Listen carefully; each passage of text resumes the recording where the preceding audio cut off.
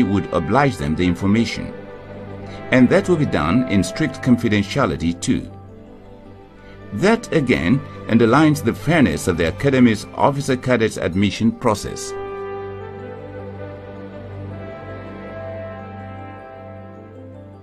As further proof of its thorough nature, the screening process to select shortlisted candidates for admission into the Academy does not end with their medical evaluation.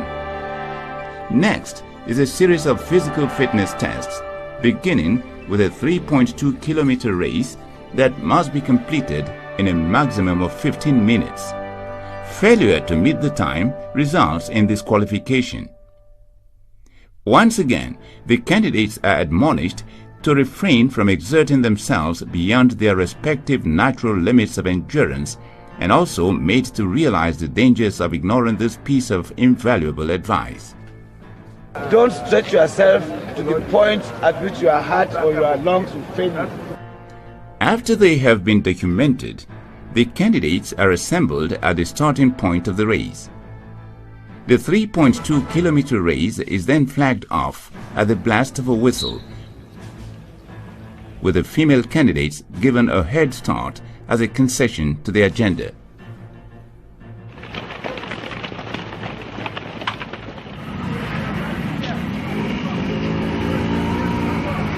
Here is the finish point of the 3.2-kilometer race. As the candidates sprint towards and into this rendezvous, military personnel manning the gates are under strict instructions to shut them on the dot of 15 minutes from the start of the race. As the expiry of the time allowed for the 3.2-kilometer race, the gate to the ground is shut, and those who failed to make it to the finish point within that limit are eliminated.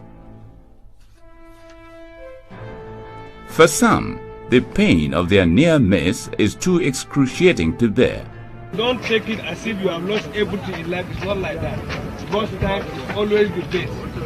The arduous qualifying race is over, but not so the screening exercise.